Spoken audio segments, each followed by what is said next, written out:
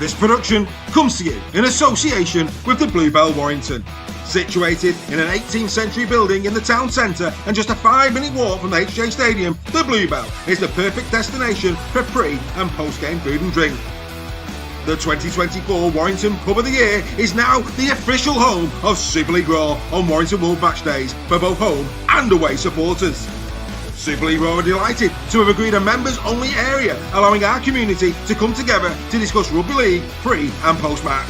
So set your course to the Bluebell Warrington on match days and beyond. You are sure to be greeted with a warm welcome and a cold beer. Super League Raw and the Bluebell, the perfect partnership in enhancing your match day experience.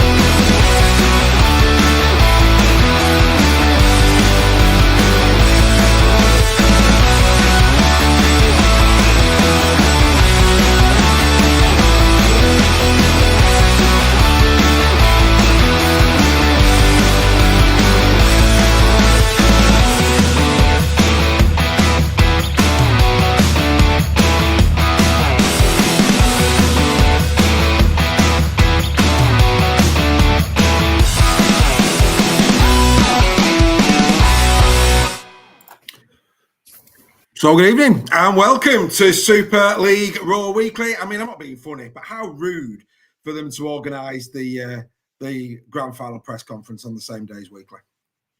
Terrible. Shocking, isn't it? Shocking. Yours truly has been absolutely all out. But ladies and gentlemen, what a night you've got. We are going to be giving you exclusives tonight, galore, yes. Down at Old Trafford today, we have got interviews direct from Old Trafford with Willie Peters, Mikey Lewis, Matty Peet, Luke Thompson, and more. They'll be coming up a little bit later in the show. We were, of course, there today. And if you haven't seen it, after the show tonight, the full official press conference is on our YouTube channel. You just got to go on there and you'll be able to see all of that. How are we, boys? Are we well? Greg, how are you, sir? I've not seen you all. Very well, thank you. I've fed the hamster tonight, and it looks like, touch wood, the old electronic magic is working well. So let's keep our fingers crossed. And thank you as well to the members for your patience. All the tickets are in. We've got all the tickets for the grand final. I've just got to get them all sorted out, downloaded to my phone, and then sent to your phones. You have got QR codes, and then I don't have to worry about it on the day. They are on the way to you. Don't forget, if you're watching us, share right now. Make sure everybody knows, in your family, your friends, everybody, that you're watching Super League Raw. Share it now. We don't ask much, but if you could do that for us, that would be absolutely marvellous. Right, let's get in. Oh, yes, Joel. Somebody's bound to ask Joel. Joel is having problems with his oven. Yes, that's not good if you're Joel. Let's be fair. Wish I'd have had that excuse last week. Yeah, he did say that, he's got an air fryer, but let's be fair, an air fryer just won't cut the mustard for Mr. Scholes, will it? So he is planning on joining us a little bit later on. So don't panic. People always worry about Joel. He's perfectly fine. Don't forget, Super Chats is open. And if you haven't subscribed to our YouTube channel, please go over there, subscribe, ring the bell, so that every time we go live, you'll get a notification. And guess what? You're going to get a lot of notifications this week because we're going to be alive quite a lot, but more on that a little bit later. Ask Ollie is in the chat. Good evening to you. Good evening to Jill. Oh, and speak of the devil, here he is. Hello, Joel. How's the oven, sir? Nearly in. Well, you need to put your Wi-Fi on because you're very fuzzy. Hold on. Oh, he's back. Yeah, he's there. It looks okay. Right. Without further ado, yeah, it's not your usual. I have to say. But there you go. Let's get into this. Again, Everton Ashes tickets up for grabs. We say this every week. You've only got one more week to enter. That's it. There's the QR code. 2 tickets are going to be given away to Ashes Game 2 in next week's show. That's right. Next week's show, we will be doing the draw for the game at the Everton Stadium, Ashes 2. So make sure you're involved in that. If you haven't entered yet, members, of course, you get entries as per your memberships. A lot of members have given themselves extra chances by buying 10 extra tickets for a tenner. The way you do that is do that QR code, get yourself onto our website, purchase those draw tickets. You never know, you might be joining Super League Raw at the Ashes. Rebecca Frey is in the chat. She says, bring on the grand final. She can't wait. She's going to be with us on Saturday. Looking forward to that. More of that coverage coming up a little bit later on. So that's the Ashes done and dusted. Right, let's get into it, boys. Let's get into it. Starting with, what a weekend. What a weekend. Incredible weekend. It'd be wrong of us to not start here. Good evening to Nicola Burtonwood with the kisses. Roll Stacks Open, he's got the tickets as well. But yeah, incredible. 2 incredible games in the Southern Hemisphere, the women's and the men's NRL Grand Finals. That was followed up by an incredible championship game between Toulouse and York Knights. And then, of course, what an incredible women's grand final over here in Super League. Let's start off. Did everybody see the women's NRL game? Did everybody catch that one? No, yeah. I've seen most of it. Yeah, it was a good game, wasn't it? The Broncos ladies, like the men's team, just don't know when they're beaten. Fighting back, great, and a bit of fisticuffs at the end, which was surprising. But yeah, what a great game! Really made up for the women. Not won it for a few years now. I think last time they won it was 2020, if I'm not mistaken. So they've not quite waited as long as the men have to reclaim the title. But what a performance! There's some. It was just a great game. If you haven't seen it, I would urge you to watch it. It was a great game. Great advert for the game, and let's hope that our women can get to that level at some point. But yeah, that competition just goes from strength to strength, and many congratulations to the Broncos. And that, of course, put a little bit of extra pressure on the men's team. Of course, they were going up against, a really, really strong outfit in the Melbourne Storm. And again, it looked like the Storm were going to do it, Steph. They really did. I'll give Greg his day in the sun with Brisbane in a minute. But yeah, the Melbourne Storm looked as if they were in a pretty comfortable spot, certainly at half-time. They seemed to be bossing the game. But again, the Broncos, how many times both have we seen in the NRL this season? And the Broncos have done it a few times. They did it against Canberra as well. They just don't know when to beat, do they? It looked like for all that Melbourne were going to pull away, especially in that first half. But Brisbane just stuck in, and Reese Walsh was just absolutely superhuman in this game, wasn't he? He had a hand in everything, attack and superb defence. He was playing in the halves when they lost Reynolds, so he was absolutely and well worthy of winning the Clive Churchill. But what an advert for our game! The women's game, I believe, was a really good match as well. But they've just put on a show, don't they? It was a fantastic advert, and touching to they always do with the players that are leaving. I think the only downside to me is that I had to see that on highlight reels rather than Sky didn't show any of the build up to it really. That was the only disappointing side because that's what we want to see. We want we're tuning in to watch all the build up, not just the game. But it certainly delivered on the field, and Brisbane were the rightly winners in the end for me. I think they just edged it. Yeah, I mean, Joel, in your opinion, where does that rank in terms of? It's got to rank in one of the all-time greatest NRL Grand Finals, surely. I think it's the best one I've seen, and I think the reason why I say that is because I don't know if we're now seeing Reese Walsh taking over Nathan Cleary, and that's a big statement to make. That Nathan Cleary has been the best player in the world for a while, but Reese Walsh now is really throwing his hat in his name into the hat.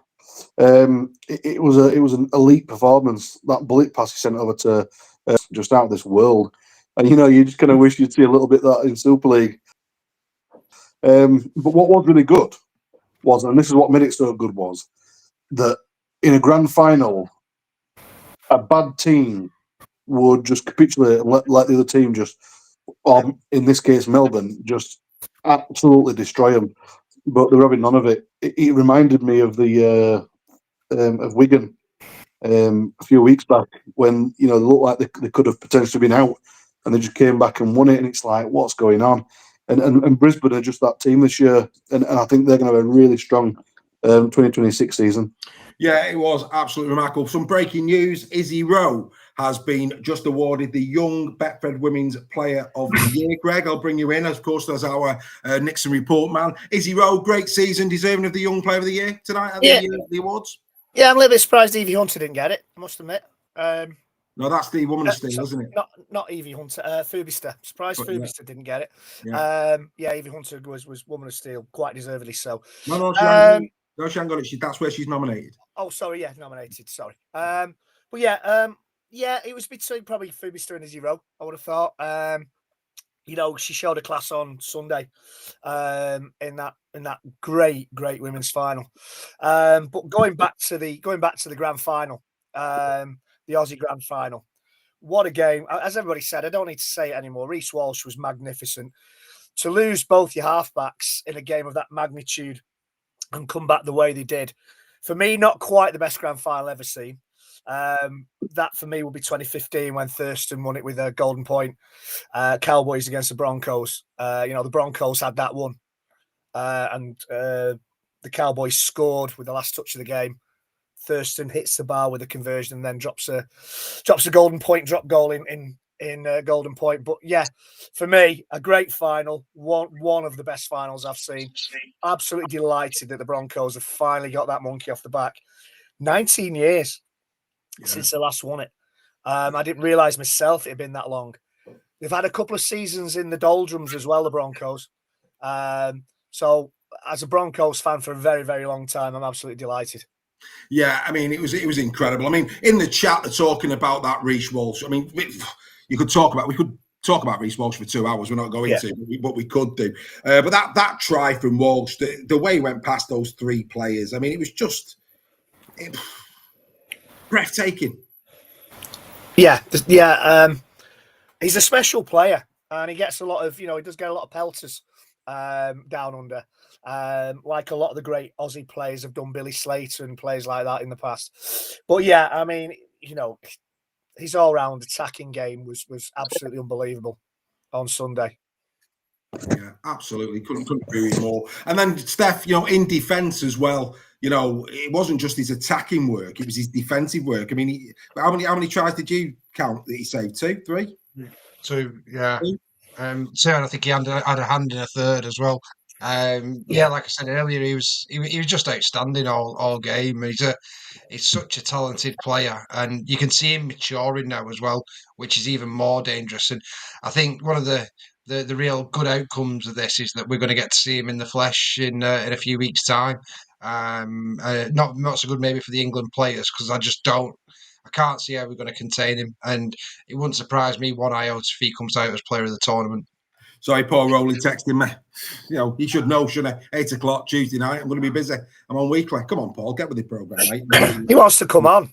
Nah, he's probably at the Man of Steel dinner, and he's full of champagne, forgetting what day it is. We'll forgive him for that. We will. But no, I mean, unbelievable. Absolutely unbelievable. Quality rugby league. You've not seen it. What a great advertisement for our wonderful game. Quite simply, superb. Incredible. But we can't sit here and talk at our own. We've got other more important matters to discuss. Surprisingly, Joel, Toulouse Olympic get the championship title. Of course, York on an incredible, unprecedented winning streak. Errors cost them really badly on the day, York. And as a result of that, Toulouse have really put the cat amongst the pigeons in terms of the IMGs. Most definitely. And that's what you get when, you don't do the basics right. If you make errors, you're going to lose with games, and that's as simple as that. You can play as well as you want, and you can score as many tries as you want. But if you're making errors, you're going to concede just as many, if not more. So yeah, and I think Steph, I think you said Toulouse were going to win that one, didn't you? I think. So no, I predicted York, and I think did Reggie. So yeah, it was a good game though. It was a very good game. So Toulouse, yeah, it was nice to see them. If they are going to be back in Super League, they need to be playing a really good brand of rugby. You know, we need the French teams to be really because it's not like an English team that can be done out. There's much more to it with the French. You know, we spoke about that in previous weeklies. But yeah, it does have an impact now on possibly the ratings of what's going to happen for next year. Very excited to see what happens. Does that affect the IMG score? That it will. They get 0.25 for the winning of the championship, yeah. So that's going to certainly go in benefit. Breaking news, and you know, nothing like being copycats, is there? The Betfred Super League Young Player of the Year is Harry Robertson. We told them that last week. I mean, you know. Ridiculous, isn't it? You know what I mean? Did you not watch weekly, these people? Unbelievable. But yes, Harry Robertson has just been. We'll come back to Toulouse and York in a minute. Greg will come. I'll go around the screen. I'll come to you next. Harry Robertson, mate, I think absolutely. I think Lewis Martin unlucky, top try scorer, but yeah. I think Robertson, for me, I would agree with that. Yeah, to break through into a team like St Helens and to, you know, become established. It's not that hard at the moment. Well, I know, but last season, he broke through last season. Injuries aside, you know, imagine what this kid could do if he could stay injury free. You know, whether he'll play in the Ashes series, I don't know. No. But yeah, I think fully deserved. You know, yeah, I'm happy with that decision. Well, if rumours are true, John Bateman could potentially be pulled into the Ashes, so Robertson's got no chance. I mean, Steph, two things. One, which one do you want to comment on first? Robertson winning Young Player of the Year or Bateman potentially being in the Ashes? Bateman shouldn't be in the Ashes. That's ridiculous. With the talent that we've got in that position, there's no need for him to be in there, and that just reinforces before even the Ashes kicks off why Sean Wayne should not be in charge. If he gets picked in that team, it'd be disgraceful. On Robertson, outstanding season. I thought Flanagan has been brilliant as well at Huddersfield, and Martin at Hull. So three top players. I think that involvement in the left to right try last week may have just edged it for him, for Robertson. But no, he's had a great thing, and I'm really excited to see how he's going to develop even further next season, and hopefully he gets the call up to the England squad, even if he's not going to play, to just get that experience, because I think he's an England player all day long into the future. Well, if not this Ashes, certainly the next one. There's no doubt. Yeah. I think he'll be an absolute for it. Really pleased for Harry. You know, it's been a real tough year for him as a St Helens player, but he really has stood up well. I hope the wide to right try didn't have anything to do with it, because it should be over the 27 rounds. It should. Yeah, it should be, shouldn't it? The playoffs. That's where everything is normally dealt with. But, you know, because these things are done behind closed doors, you never know. We announced it, of course, last week. Anyway. But yeah, Joel, back to, in fact, are you finished on the Toulouse York game? Are we moving on, Joel? Do you want any more 2P on that? No. Greg, any thoughts? So, I mean, obviously, we feel for Mark Applegarth, but I'll tell you what, yet again, at full time, like he did at Wakefield a couple of years ago now, what a magnanimous man this guy is. You know, in defeat, whether he wins a game, whether he loses a game, he's just a class act, he's Mark. He is. Yeah, they're the words I was going to use. He's a class act, Mark. And, you know, I feel for him because York have been playing some good rugby. It was just one of those days where maybe the occasion, as you say, they made quite a few uncharacteristic mistakes, York, and just couldn't get over the line. We wait and see now whether who is going to get into Super League, or who's going to be granted the license. You know, is it going to be Toulouse and York and one other? So we'll that'll be interesting over the next few weeks to see who will be making up the 14 next season. Well, we haven't announced this yet, but the members found out on Round Unpacked yesterday. So a big announcement, ladies and gentlemen. Next week's weekly will be on Thursday. It's not going to be Tuesday, it'll be Thursday. We're doing that deliberately because the IMG grading is on Thursday. So we're going to push weekly back a couple of days, gives us a bit of time to sober up from the grand final. And then when we do come into to weekly next week, we'll also have the IMG to talk about as well as the grand final. So next week, for 1 week only, Super League Raw Weekly will be Thursday at 8 p.m. Shem, Brokenshire, I hope I've said that right, He's actually coming in from New Zealand. He's a Brisbane Broncos fan. Shem, please go over to our YouTube channel just to help us grow that. If you would, you'll miss nothing. Shoot across to that. Subscribe. Bring the bell. Great to have your company over there in New Zealand. And congratulations to you as a Brisbane Broncos fan. A lovely double for your team at the weekend. Steph, I mean, look, you like your little trips down to France, don't you, mate? You've been, you've been a trombone, a trumpet. You've even gone into you've gone into different sections, woodwind, brass, you name it. You've been there, playing a little tune for Toulouse Olympic this year. Do you think that gets them 12th? I think it's a clarinet, isn't it? Could be a clarinet. Yeah, flute, yeah, whatever. yeah. What happens at Bandcamp stays at Bandcamp, Steph. Carry on, move on. Absolutely. No, what this does do is it shuts up the French naysayers on this one, because not only if they get in, it won't just be on the IMG, it'll also be in merit. So the promotion, should be the top of the league, shuts that up, doesn't it, as well? So, yeah, if they do get in, I believe they should. It'll be on merit. And it'll be on IMG rating, which is absolutely perfect for me. I really hope they do. I think we need another French team to be a good derby for Catalan. And I think they've got the structure in place there. They've got the finances in place, and it'll just grow the competition. So I think it was a great result for rugby. Condolences to York, who I think have been exceptional. I do think York deserved their shot at Super League as well. They've got a great club there. They've got a great coach. They've got a great board of directors, and they've got a great core fan base. What I would like to see is that grow now. And obviously that will come once they go, and they've got the catchment area. Do a bit more work on the media. They've done some great jobs on that.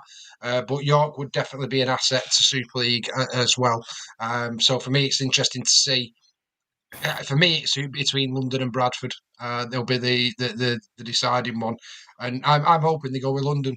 Just based on the recent news we've had, Lockyer taking over. We know they can get 5,000 plus crowds at that fantastic stadium at the Cherry Red Records, and the exposure that a London club gives us for TV, etc., as does Toulouse. It just adds to the European competition. So, good weekend all round for me in terms of them results. Absolutely. Jill saying that she's heard it on good authority. It's York, Bradford and London. I don't know. I think Toulouse have really thrown their hat into the ring. We'll know this time. Well, not this time.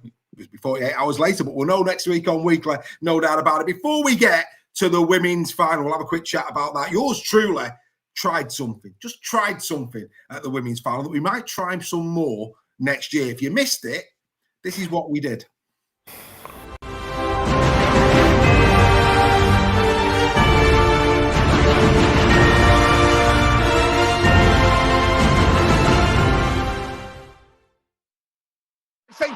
St. Helens there have been putting to a wonderful cover tackle on the far side. For a moment I thought they were going to go in. It was McGilford. I did say she's been outstanding all season for the Saints, of course, their top try scorer. She suddenly got a bit of room on that far side, but brilliant defence, absolutely brilliant defence from the Wigan Warriors there. Gone through hands. There was a really good shape on the far side for Wigan. They had Wilson, they had Gracie Banks there as well. They've gone that way this time, and that's a great ball. It finds Banks this time. Here they come, Alan Davis. That's gone in for the Wigan Warriors. I did say a few moments ago, didn't I, Coach, that I thought they had the numbers on that side. He decided, Izzy Rowe decided to take it herself on the second effort. He's got it to the right-hand side. Lovely hand, brilliant from Banks, and then it found its way into Alan Davis's hand. And the Wigan Warriors this time are not going to be denied. They do get off to a scoring start. And Alan Davis, I have to say, well, Alan's side has been very good in the opening. She'll just stand it up 5 metres out to the right of the posts. I think it could come back. No, it's not. They decided to go to the left-hand side with Gaskin. Again, it's going to go through hands. There's an overlap there. This time, they will not be denied. And McGilford has replied in time for the Saints on the left edge. That was a well-worked ball over to the left-hand side. The moment it went over there, you did feel it was going to be problems. It was Woozy who had the ball. She got the pass out. And they've gone to the video ref. Yeah, an interesting time. Not quite sure. She's gone for grounding. Surely McGilford, with the amount of tries that she's had this season, has not made a hash of that. Feel there, great offload from McComb. And now Saints will go again. Going out to that left-hand side. That seems to be their favoured edge. Again, another offload. Suddenly Saints being expansive at the end of this first half. And this is nearly good play. McDonald once again.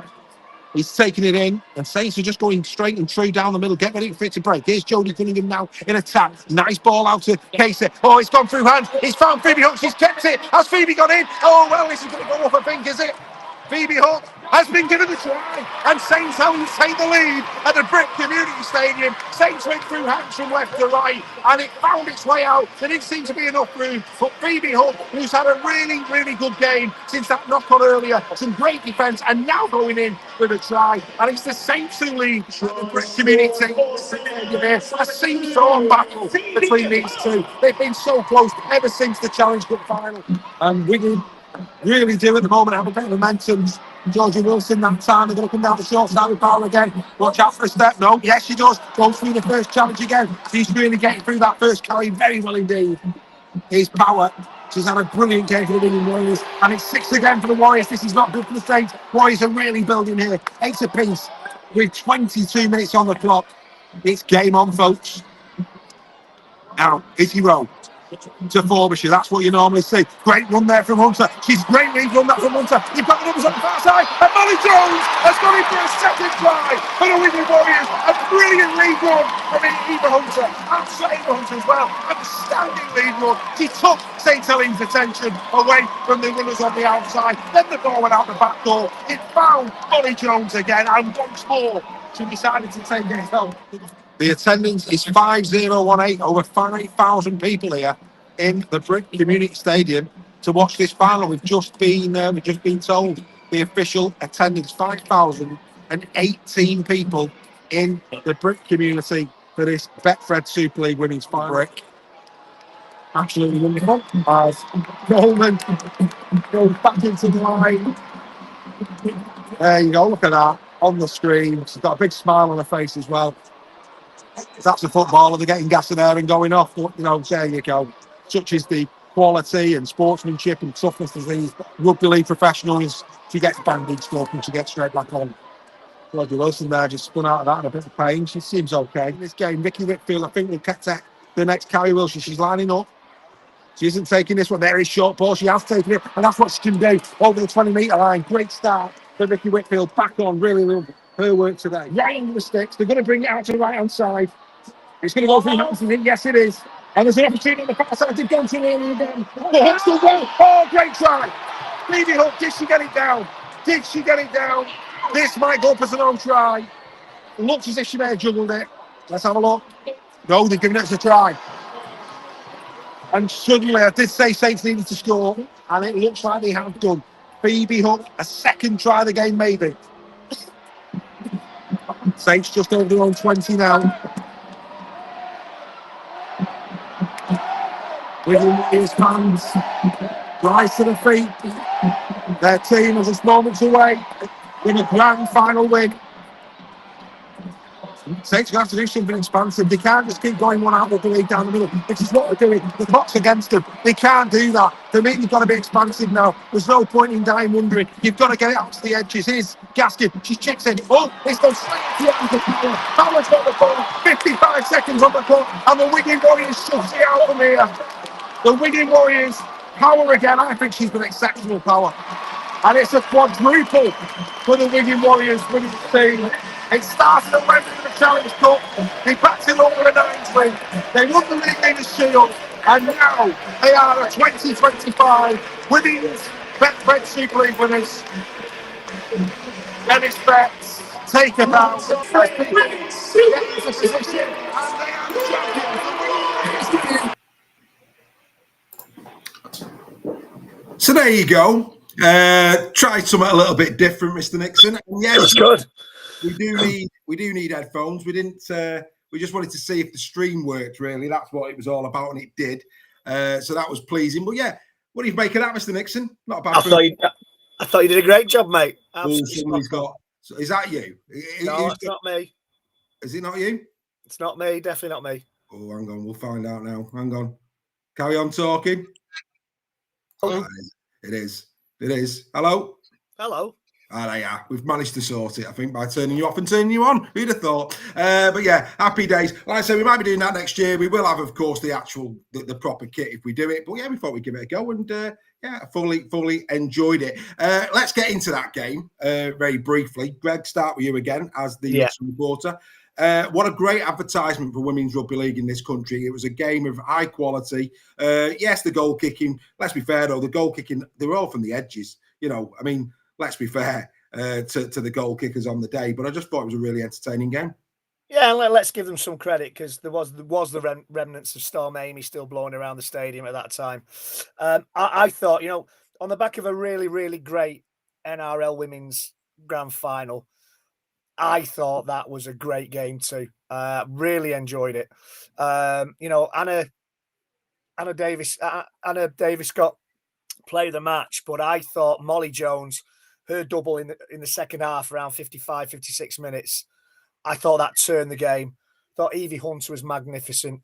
I thought Power was absolutely superb. For a forward, her feet are fantastic. She's got the feet of a halfback. And I thought she deserved play of the match, if I'm being honest. You know, Saints didn't give up. Saints had the experience. They had all the experience, Saints. And at one point, kind of early in the second half, I thought Saints were going to do it. But they were out enthused towards the end by Wigan. Wigan got a few injuries, which allowed Saints back into it a little bit towards the end. But yeah, apart from the goal kicking, it was a great game. Yeah. Have you got your phone on? No. Oh, is it anywhere near your computer? Nope.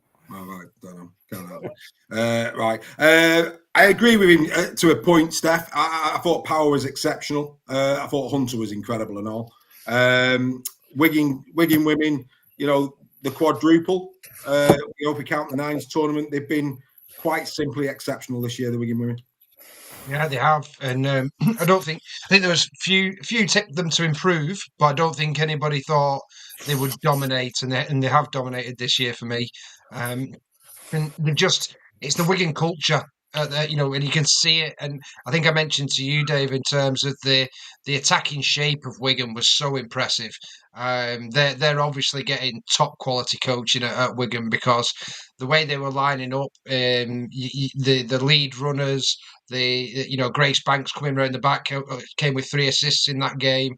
It was just really, really good, and it's great to see how much the standard is improving in that women's Super League. Yes, we need some teams to catch up. You know, Leopards, Huddersfield, they need to start improving now, and obviously there's investment going in that to get the standard up there. But those, you know, I mean, Saints, Leeds, and York have led the way, haven't they, in women's Super League? We've now got a 4th team in Wigan who've not only caught up to them, but overtaken them. So the blueprint is there. It can be done. We just need some more teams to follow suit. And, you know, if anybody of the club owner was looking at it and saying, is it worthwhile investing? Then you only need to look at that final and the quality, and what an enjoyable game. Tapped off by your commentary, I have to say, Dave. I had it on mute listening to yourself, and I think that added to my enjoyment of it. But no, it was a credit to Rugby League in general, this game, and long may that continue. And hopefully we see, like I say, some more teams becoming competitive, because then all of a sudden we're going to have a competition on our hands, and one that's well worth watching. And 5,000 in attendance as well is exceptional, and that's a record for a women's grand final in this country. So the sport is growing. It's great to see. I think that one of the big things for me as well with Wigan is having their own specific kit for the ladies, and seeing the young kids, the young girls wearing those shirts with their idol's name on the back. That's great. That we need it more in the men's game. Let's face it. But we need these idols in women's rugby as well, like the women's rugby union team are doing now as well. They're, you know, women's sports on a high. In this country, we've had women's football Euros winners, we've had women's Rugby Union World Cup winners. We now need to start developing women's Rugby League World Cup winners, and I think we're starting to get on that path now, which is great after the debacle that was Vegas. So it was great to see women's sports played at such a high level.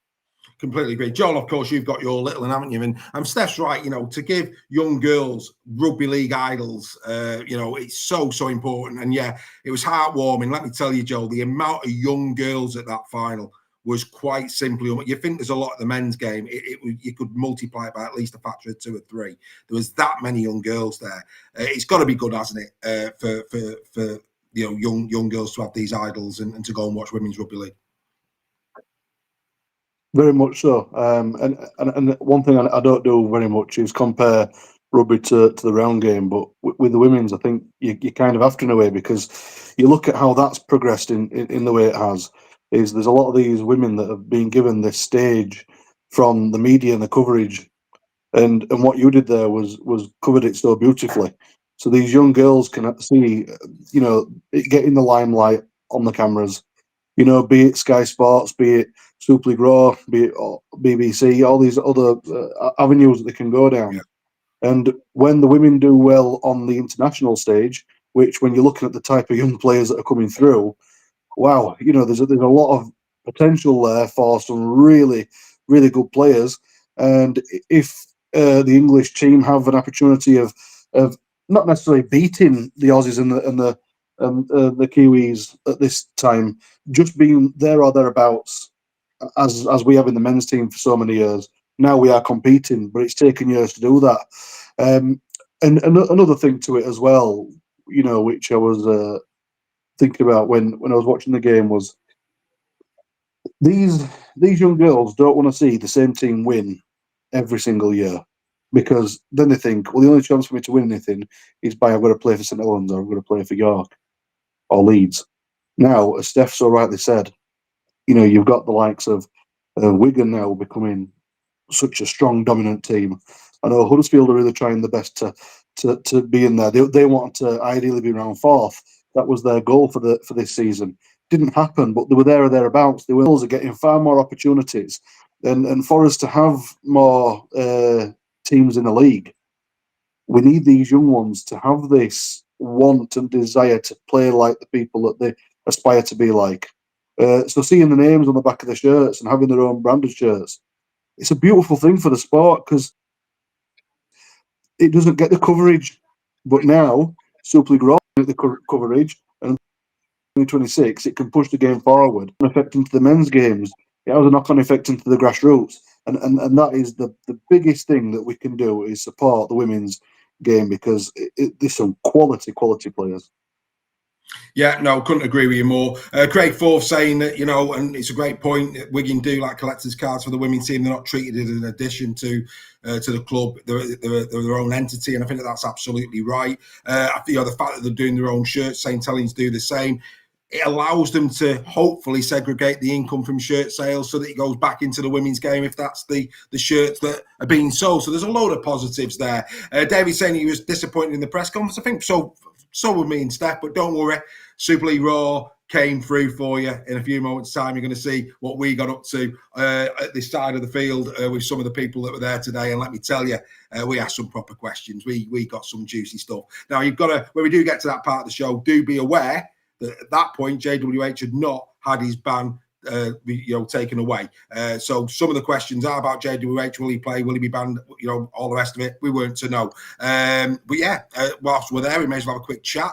JWH, Greg, once Benison goes off for an HIA, it always looked as if the match review panel would take the action that they did.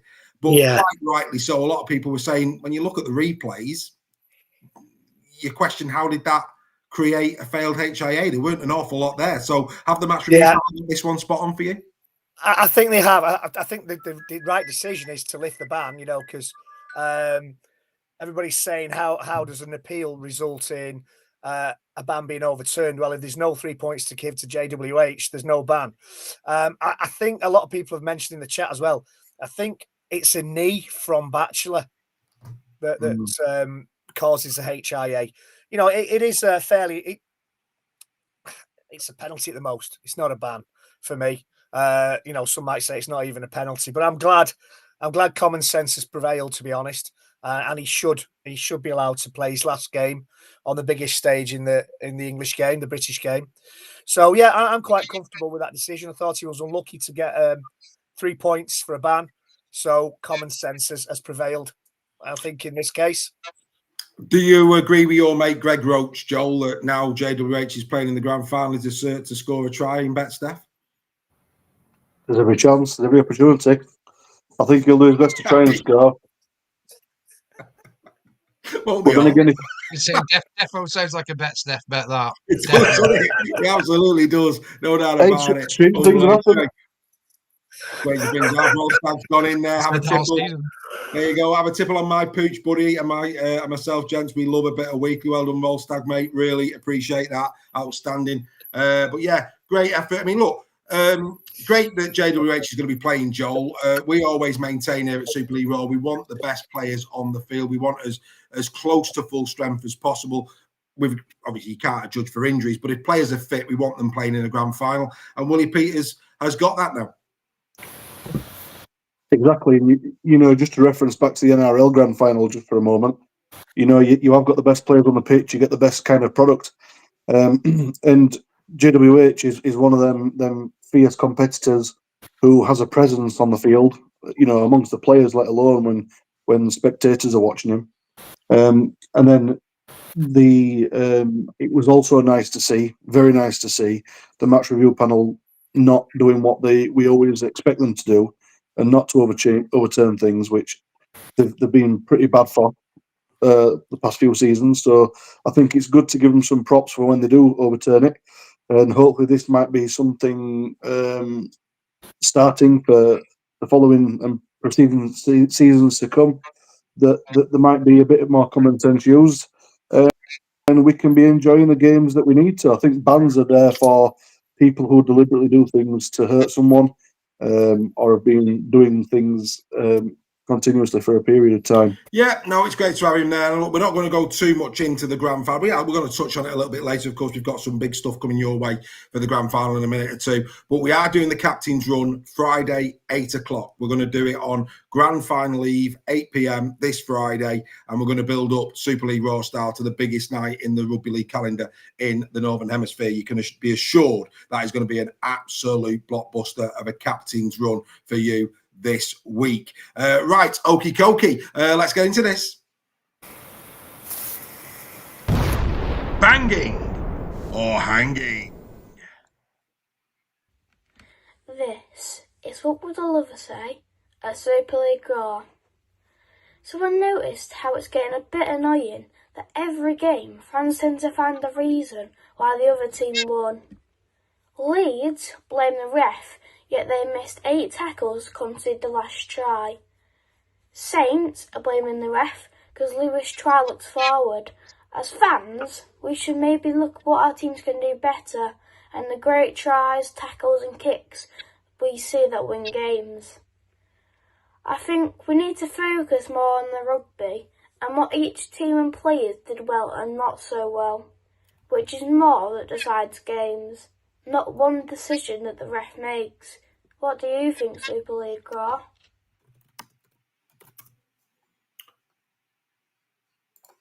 So what do we think Super League Raw? We'll leave Mr. Dodd in the middle of the screen for the next topic. What do we think Super League Raw? Joel, start with you. I think he makes a very good point. One thing we can't change, though, is people's emotions. And your emotions overtake logical thinking sometimes. We've definitely seen that many occasions.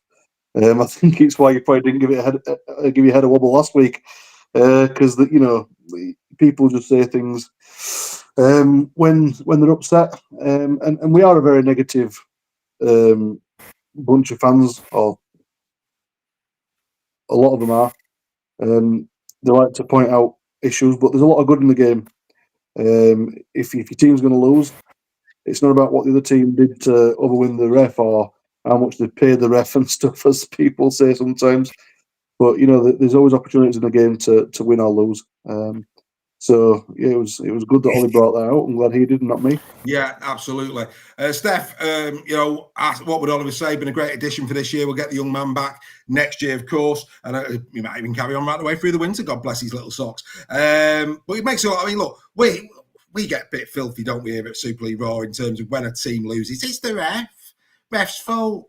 It's always the ref, isn't it? And I think, there's that many instances in a game that very seldom is it ultimately the referee that causes the defeat. And there's obviously, they're human as well. They're going to make mistakes. What I don't like is the RFL coming out and apologising for them. If they're going to do that, then they need to apologise for every single decision they make wrong in every game. For me, why just limit it to the one match? So when you do things like that, you set a precedent. I think as in sport, you've just got to accept that officials are human beings and they're going to make mistakes. And yeah, it may affect your team, and you may be really upset about it. There's plenty of times when I have been, but that's part of the game, and you've got to accept that that's sport. Before we had video refs, good grief, people were all, they'd swear and blind things happened that never did. So yeah, no, we just need to get on with it, don't we? And the rest do, on the whole, I think the rest do a decent job. Well, Lions Saints 80. He says, seems like the refs have gone really loose now, almost like they know the captain's challenges of insurance for their errors. Why is it up to the teams to correct the refs? Well, look, I mean, let's be fair. I think as a percentage, the referees have had more captain's challenges in their favour than the players have, which again shows. And let's be fair. And again, when you consider how many decisions a referee has to make, I mean, it's a job that I don't think any of us would want. Never in a million years. And actually, on dispatches, Tara Jones take a bow for she officiated the exceptional. Superb job. Superb job. She was outstanding, Greg. She really was. I mean, Greg, what a debut season Ask Oliver's had. He's been great, hasn't he? He's been absolutely superb. I've loved he asks really, really good questions. He's thought deeply about what he's going to ask. What a great kid. He's been a brilliant addition, like you said. I mean, going back to his question, I would be the biggest hypocrite on this planet if I said I'd never blamed a ref for Warrington getting beat, as most people who know me will agree. Normally it's every couple of minutes. I have been very vocal once or twice in the past about refereeing performances. One thing this show has helped me to do is to get rid of that aspect and to look at it from a neutral point of view. Trouble is, Ollie, you can't change human nature, and fans will always look for an excuse more often than not as to why their team lost, especially in big games. Warrington fans blame the referee for losing at Wembley this year. The Robertson try, was it a try or not a try against Leeds? It's human nature, mate, and sometimes you just have to nod or shake your head and walk away from it. Yeah, absolutely. Heather Bailey, welcome to you. Just got in. We'll forgive you on this occasion. Anyway, we're not doing Give Your Head a Wobble tonight, but we've got one. Mike Todd, dearie me, sir. Can I blame the ref for booking Cyprus on grand final weekend? No, that was all you as a Robins fan. Oh, dearie me, Mike. That's a shocker. That's a special wobble just for you this evening. You've had a mare there, mate. You don't mind me saying. Imagine history being made on Saturday, and there's you in Cyprus. That said, the cocktails will flow, mate. Always look on the bright side. Always. Oh, I do hope that sports bar is showing the Super League Grand Final on Saturday. Yeah. Nigel Wood also limping in on the Tara Jones was exceptional, outstanding, really fitting as well that Tara got that gig. I don't think that'll be her last big final. And you know what? There were a lot of criticisms of that appointment as well, because she's an ex-Saints player. So, but I thought she was a great game. Yeah, it was incredible. Absolutely incredible. Let's go through some other hangings and bangings and bangings and hangings. Lewis Dodd has been announced now as the Catalan, I'm going to start with Greg on this, has signed for the Catalan Dragons for 1 year. Should Warrington Wolves fans be very, very worried? Yes. It depends. It depends how well he goes in for Catalan. I don't know. We're getting to beat a Pangai Junior, mate. I don't know about that. Well, we're also getting somebody with one knee as well, so that's a different story for a different time. Let's give the lad a chance. He's had a rough time down under. I don't think any of us thought he was ready for the NRL when he went down there. I don't think any of us thought that. A strange signing all round. Let's give the kid a break. Let's hope he does well, and then we'll take it from there. Well, I'm drinking a very fine red wine 2019. I think with the payoff he's had from the Catalan Dragons, he'll be on a far better vintage than I'm on this evening. I think Lewis will be getting the first round in down there in Perpignan without any doubt whatsoever. He's a very, very rich boy by all accounts. Very rich boy. But in terms of Catalan, are we saying that's banging or hanging, Joe? Banging. And, even though he's not had the best of seasons in the NRL, he has been around some incredible players and coaching staff. So he'll have learnt a lot, and he'll certainly be coming to Super League with some fire in his belly, because he was doing okay in Super League. There was nothing wrong about his game. Wasn't the best player in the league, but certainly wasn't the worst. But now he's been. What's that? All stack. It could be worse. Catalan could have signed Moses in by. That's just cruel. That's just cruel. Outstanding. He's had his opportunity to learn from some really good players, and like I say, he's been coached really well. Yeah. So we can only expect that he's going to come back far better than he went. Yeah, absolutely. Great, Steph. Same question. Hanging, banging for Lewis going to Catalan. I think it's banging for Catalan and banging for Lewis. As Joel said, he's picked up some very good training, coaching techniques, etc. Having that, just the experience around him at the Rabbitohs will be brilliant. And that warm weather training as well. I think it'll suit him well going into that club specifically, the warm weather stuff. So it's going to be interesting to see how he goes. And maybe the good thing is for me as well, it's a 1-year contract, so that should incentivize him to have a really good season. We know he's got potential, as Reggie would say. He showed at Saints what a good player he can be, but he now needs to go to the next level, and I think Catalan's going to be a good starting point for that. Well, you've got there, Gary Bow. Cheers, guys. Enjoy the grand final with the community. I'm with the family. You can meet up, though, 5 o'clock on the Alex Ferguson Bridge. We're going to be there for a big Super League Raw photo. If you want to come and join us, by all means do. 5 p.m. on the Alex Ferguson Bridge. More about what we're doing at the grand final in a few moments' time. But yeah, for those who are chatting about Rebecca in the chat saying why only a year, and Carla saying it doesn't breed confidence, or maybe Lewis is looking at Warrington going, George is off at the end of this season. Maybe Warrington will take me. Hence why I said to Greg, should Warrington fans be concerned? Another signing, though, has been announced for Warrington. Sorry, Dave. There's a young boy at Warrington who might, change Warrington's mind on that one. Completely agree, mate. I can't say it can't happen based on the fact we've got Leon and Ewan. But yeah, Albert Apoati is coming in. Of course, he's in good company. Another ACL, returning from an ACL. Warrington have had plenty of them this season. But that said, he's only 24. We've seen Ben Curry come back from an ACL and done really, really well. We've seen Brad O'Neill this year come back from an ACL, done really well. So, providing his recuperation for that has been good. He knows where the try line is. He's a big lad. He's a big, big lad. Is this a banger? I mean, we'll get into, obviously, the recruitment for all teams in the closed season. But your first impressions, Greg, are you happy? Are you sad? What's your view on this? Do you know what? I'm really, really on the fence with this one. And that's not a cop-out. A few weeks ago, we were told by the club that they were going to concentrate on bringing the youth through. We've had a great season in the academy, in the reserves. We've got a couple of centres who've sustained injuries in Lindop and Gardner, who didn't let anybody down in the first team this season. Yes, on his day, when he's fit, he's a player.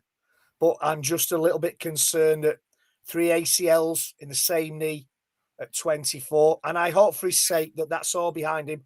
Ben Curry came back from 2 ACLs, if you can remember. He came back and did his ACL again about 4 or 5 games into his comeback, and he's come back stronger and fitter. I think for me, the jury's out on this one. So I'm not going to bang and I'm not going to hang on this one. The jury's out for me, to be honest. Fair enough. John Wilson in the chat saying, does this mean Roderick's out the door? I think it probably does. I think that decision has probably meant that Roderick Ty will leave. And I'll tell you now, Roderick Ty, I spoke to Roderick Ty at the end of the season. He does want to stay in Super League. So let me tell you now, any of these teams that are coming up, I think they could do a lot worse than Roderick Ty in centre. I'll tell you now, he's been very, very unlucky, Roderick Ty, in 2025. One of our better players in 24. But with the emergence of Aaron Lindop, they've got to back Lindop, and that's exactly what it was going to do. Man, I still will probably be about 10 after we've gone on off air, is what I would say. Right, Steph, over to you. We had a quick look at this guy earlier on. Our Jacob. I'm not going to go with his surname just yet. I'll have to learn that one. I don't know either. We had a quick look at his NRL stats. The stats on paper, Steph, don't look great. But that said, Lee have got a great track record in terms of their recruitment. So I think we've got to wait and see. The proof will be in the pudding. He can play second row or prop. Your immediate thoughts on this one, Steph? Yeah, I think it's Alec Wecky. I think is how you say it, Jacob Alec Wecky. He's I think he was 18 appearances or 16 or 18 appearances in the NRL. Like you say, not set the world on fire or anything like that in the NRL, but you're not really going to with. I think it's been more bench appearances than anything else from him so far. But been good in the Queensland Cup and stuff where he's played in. Also represented PNG, so very well known by Lachlan Lamb, who I believe has been in communication with him about the move. So yeah, I think what they go for is the right person as well. I think that matters a lot to them in who they sign to get the right people over. So we'll see how it goes. It's another unknown. No one will have heard of this person. I can guarantee it. In terms of they'll be saying who's that? What kind of signing is that? Well, they said that about Tom Amone. They said that about Kai O'Donnell. They said that about Ethan O'Neill. So hopefully. One thing we do know is he's a big lad. He's 6'4". He's 16 and a half, 17 stone. So as a second rower, that's a pretty big unit. We're excited to see what he can do.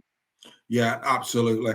By all accounts, he's already got the nickname of Jaws, is what Ever Bailey's telling us in the chat. Looking forward to Ever's company at the weekend. That'll be absolutely marvellous. Yeah, like I say, mate, you're right. We'll have to wait and see on this one.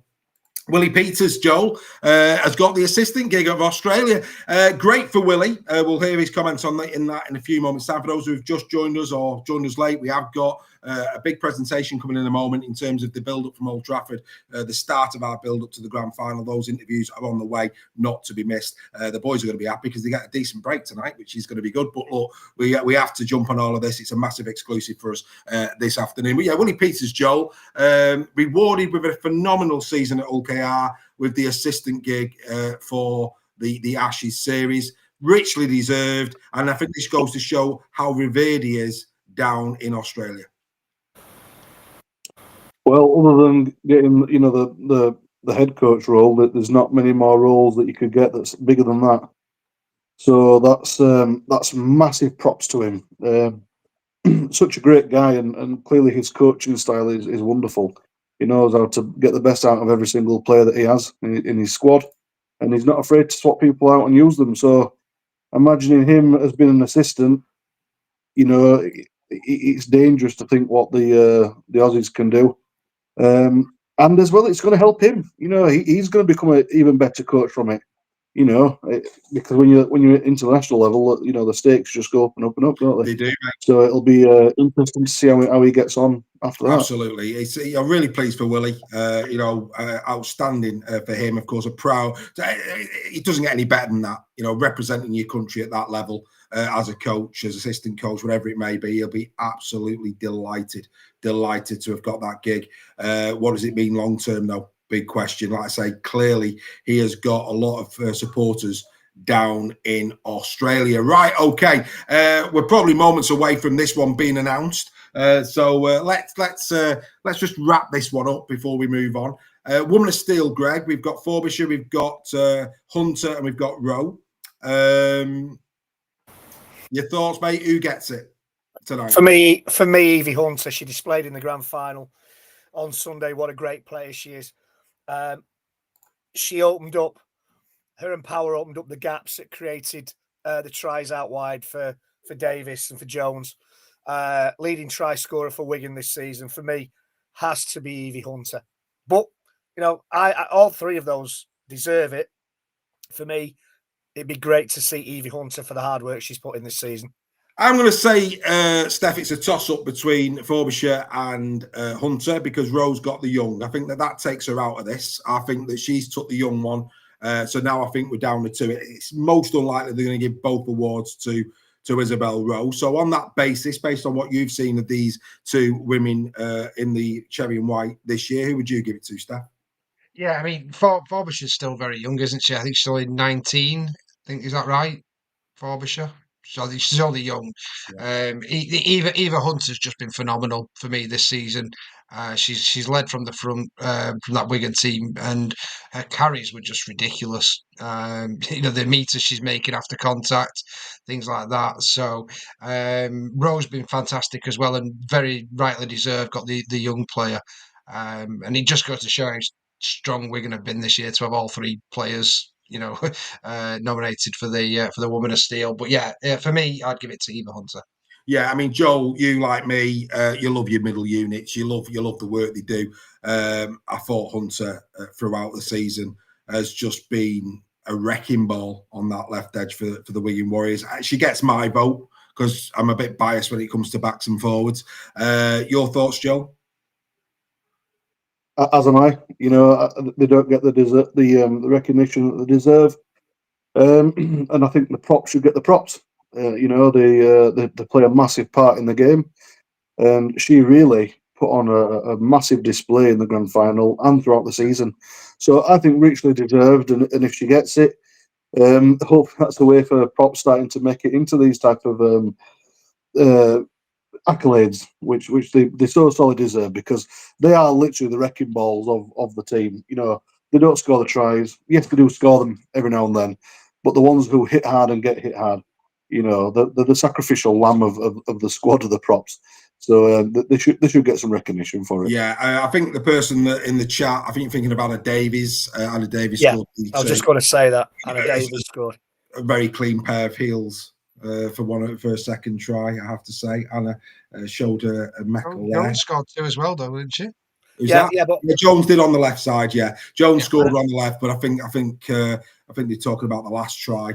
Maybe that was probably the most memorable, the one down the right edge that Anna scored. To be fair, very, very good. I like, in dispatches, power. I thought Vicky Whitfield for Saints incredible. Yeah. People might be asking why we're not talking semi-finals tonight. We do that on Round Unpacked. Round Unpacked is a members-only show that we go on a Monday after a game. So, if you fancy becoming a member, there's the QR code. There are additional features by becoming a member. Go to our website, www.superleagueraw.com. Go to the members area. If you're doing it on your phone, when you get to the members area, there's a little blue arrow. If you click that, it gives you all the member benefits for each tier. Well worth you doing so. And of course, the members are chomping at the bit in the chat, begging you all to become part of this wonderful community that we're on. A late entry fee from Heather Bailey. That's fine, Heather. That's tickety boo. That's wonderful. Thank you very much indeed. You didn't have to give me a late entry fee, but you will be, I'm sure, topping the membership up very soon. I say tongue in cheek to our Heather. But anyway, we'll be having a good chat and a good banter with Heather on Saturday. More about that in a few moments' time. Right, boys, let's move now to the main one. Connor, Field, Lewis. Greg, I'll start with you on this.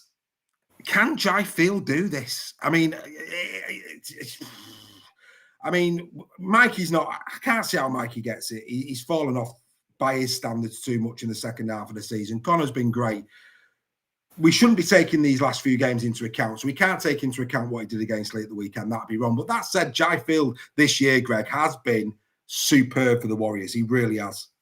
He has. Jai Field is Jai Field. I mean, he's a phenomenal player.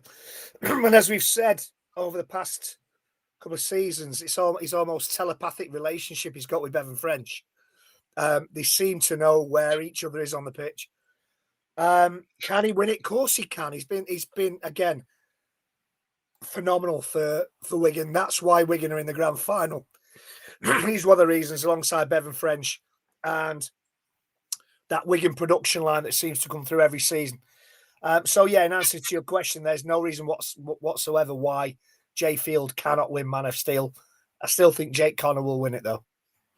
Yeah, I mean, Steph, Jake Connor probably is favourite to take it, but you can see why I'm asking the question over Field. 100%. For me, I think Jake Connor will win it, but I think Jai Field should win it. I think Jai's been exceptional this season. I think when Bevan got injured, Jai stepped up. And then when Bevan's come back, Jai's gone up to another level again. So I think Connor's best performances were the first 2/3 of the season. He's been okay. He's obviously had his rib injury, and yeah, I just feel over the whole course of the season, Jai Field just edges it. See, it's close. I think they've all been good, but for me, I would go Jai Field. Okay, that's why I asked the question, Joel. Obviously, maybe you're a bit partial to the El Connor, having representing your club over the years, but there's no doubt about it. If Jake Connor did walk away with this tonight, his rise this year at the Rhinos has been quite simply superb. It really has. And if you're going to ask me who it was, I don't know. I think you could toss a coin with these two, and I don't mean that sound lackadaisical at all, but they have been both very special players all season. Well, I think with Connor, what's been the most impressive thing about Connor is, 3 years ago he had a really, really bad knee injury, and then he got injured again. And he's come back. He's rehabbed really well. He's lost some weight. He's become fitter, faster, more agile. He's able to do the things that he knows in his head that he can do when he was younger. And to do that at his age now, where he is towards the end of his career, or coming towards the end, he can put out performances like he has. Whereas Jai is a little bit younger. But like Steph so very rightly said, it was good when Bevan wasn't there, but when Bevan was there, it became great because it just gave him that extra boost of confidence. Yeah. So you really can flip a coin between these two. It's that close. I think they both had exceptional seasons, and it doesn't matter that Leeds didn't get to a semi-final. That doesn't matter. Leeds have been arguably after Wakefield the most improved side in Super League 2025, and a big reason for that has been Jake Connor, and that's why, rightly so, he's in this shortlist and deserves our utmost respect for the season that he has had. We haven't, of course, we know that the 21-man Australian squad has been announced. We know that, but we will be doing an Ashes weekly the week after. So next week, it's going to be very much IMG and Grand Final. The week after, we will then start to turn our attention to the Ashes. So if you're wondering why we've not gone to that bit of news today, well, there you go. Okay, before we get to this, let's go to this. Well, it's not going to be Matt Peet straight away. I don't think he's going to be Adrian Lamb. Shooing Willie Peters tonight, boys. It'd be a travesty if it wasn't Peters. Yeah, Willie Peters. Willie Peters, all agreed? Yeah. It's Willie Peters. Yeah. Fantastic. Wonderful stuff. We don't really need to talk too much more about that then, do we? Right then, here we go. We now, of course, start our official build-up to the 2025 Grand Final. This is a massive week here at Super League Raw. We cannot wait. We've got some incredible content on the way to you. The Captain's Run Friday at 8 p.m. If you love your rugby league, if you've got any interest in the Robins, the Warriors, or you're just a neutral, we will be deep diving, and I mean proper deep diving into Wigan and KR. We'll get all the stats. We'll have all the debate. We'll have guests from those clubs again to add to the debate. I thought it worked brilliantly. If you didn't see our semi-final edition last week, you really missed out. And thank you again to our members that join us. Steph, the Hull KR fan, Volstag, the St. Helens fan. I'm racking my brains. I do apologise. I shouldn't be this. Craig, that's right. It was Craig. And the Lee Leopard was you, mate. Yeah, how could I forget Craig? Craig, I apologise. That's a shocker. Just for you, Craig.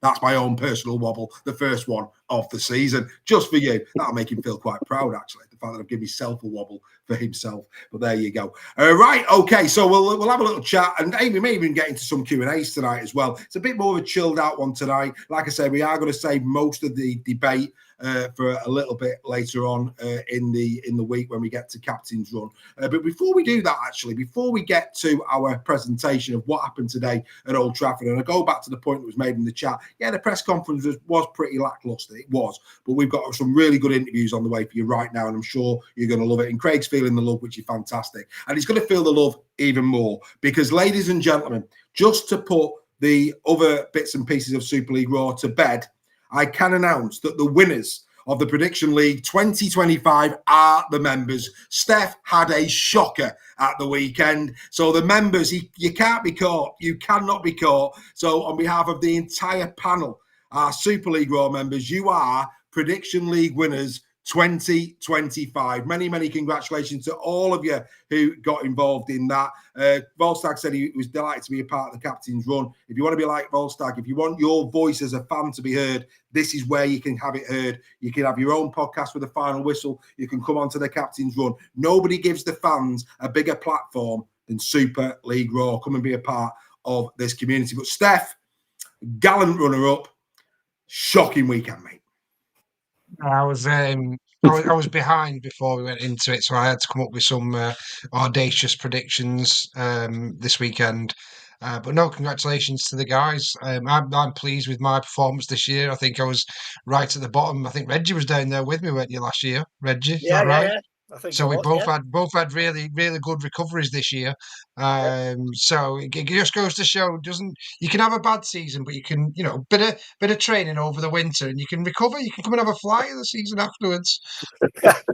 Well, I'm the Leeds Rhinos of predictions round. Greg, you got on the podium this year, mate. You've got to be happy with that. If I hadn't been sat in Last Chance Saloon last week, I might have just picked everybody. No. And Joel, the least said about our predictions this year, the better, I would say. No, say that again. Yeah, we had a far better last season, didn't we? Yeah, Greg saying, what do we win? You win the distinction of being better than all of us on the panel, Greg. Nothing more, nothing less, my friend. But I'm sure that will see you through your winter and your Horlicks and everything else that you have with your granddad's slippers and all the rest of it, mate. Steady on, mate. Steady on. I'm seeing him at the weekend. He loves me, really. But there you go. But no, well done to the members. Absolutely outstanding. Right, sit back, relax, enjoy this. We've had a great day today at the official launch of the grand final down at Old Trafford. As you'd expect, we ask a few different style of questions from the norm, and it's fair to say that the players, the coaches really enjoyed the way in which we're doing it. Next season, you members are in for a belter. We have now got great relationships with so many teams, so many departments, that we are going to have so many exclusives that will be behind the wall as well as part of the show. So next season, I think you are going to get even more content directly from the clubs through Super League Raw that we haven't been able to give you thus far, but we're building some really good relationships. And you're going to see in the body language of the people that we're interviewing here, there's trust. They're loving what we're doing. They're loving everything about us. So sit back now, relax, as the official start to the Super League Raw grand final week begins with the people that matter the most, the players and the coaches. Enjoy.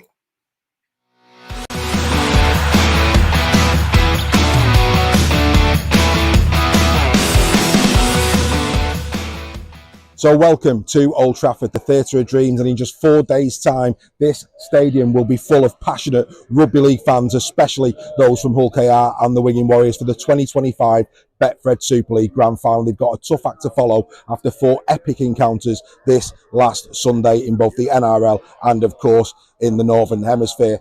What we're going to be doing in a few moments' time is getting some representatives from the Winging Warriors and Hull KR to come and have a chat with us ahead of this weekend's final. And for those who are joining Super League Raw, where the N is behind me is where we're going to be sat. So let's get the guys over and let's start the build-up, Super League Raw style, to the 2025 Betfred Grand Final. So here we are with Dean Hadley, Hull KR. And Dean, now you're in this magnificent stadium. How's it feel? Oh, it's awesome. Yeah, it's as you can see, it's a class stadium. Obviously, it's going to be full come Saturday. Looking forward to being here and being part of it, and hearing our fans get right behind us. It's going to be awesome. But yeah, just focusing on the game at the moment. So just been on the main press conference. Liam Farrell was in there. I spoke to Liam Farrell last week about yourself as part of being a part of the dream team. As a player who plays in the same position as you must have the utmost respect for Liam, and it's going to be some contest between you and him on Saturday, isn't it? Yeah, I have. He's just been consistent, hasn't he, for so long, and. He's been awesome, and I think he's been in Dream Team many times, and yeah, he's a quality player. He's a real leader. He leads that Wigan team really well. So no, it's going to be good. There's going to be a load of battles right across the park. So it's a good game. It's got all the makings to being a top quality game. Obviously, the last time, I hate to do this to you, but last time you're in this stadium, of course, you tasted defeat. But there's the old saying, you've got to lose one to win one. Do you think you're going to be better for the experience of last year when the game kicks off on Saturday? Yeah, possibly. I can tell you come on Saturday if you want. It's. Well, we'll come on the team bus home if you win. We can have a party.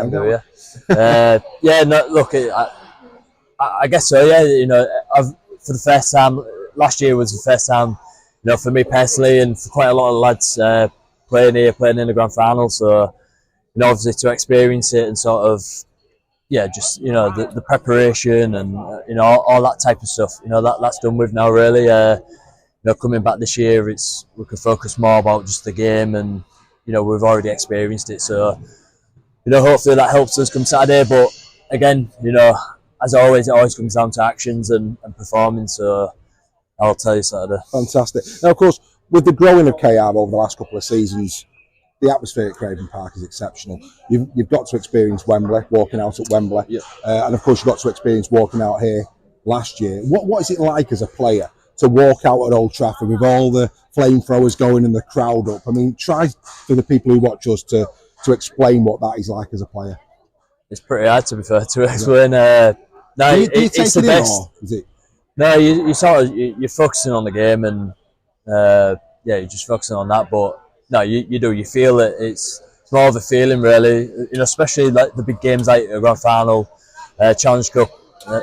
You know, walking out here last year was unbelievable. You know, it was the best feeling, the best atmosphere, and you know, I'm sure we'll have 20,000 Rovers fans right behind us. So you know, it's the best. As a player, these are the games you want to play in.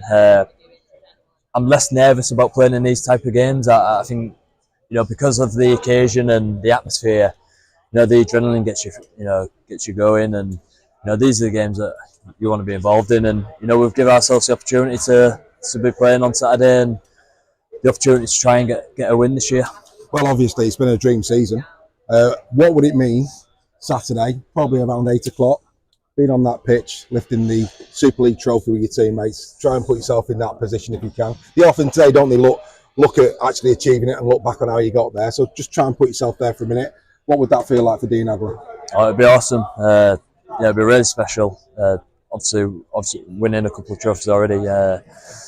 To win, you know, the third, you know, in this type of occasion would be unbelievable. But again, it's trying not to look at the sort of the rewards. It's more at the moment, it's about looking forward to the game and preparing well for the game, and making sure, you know, we perform for the full 80. That's what it's going to take. We're against a good quality team, and yeah, that's what it's going to take. And then, you know, obviously we want the win, of course we do, and you know what happens after that will be unbelievable.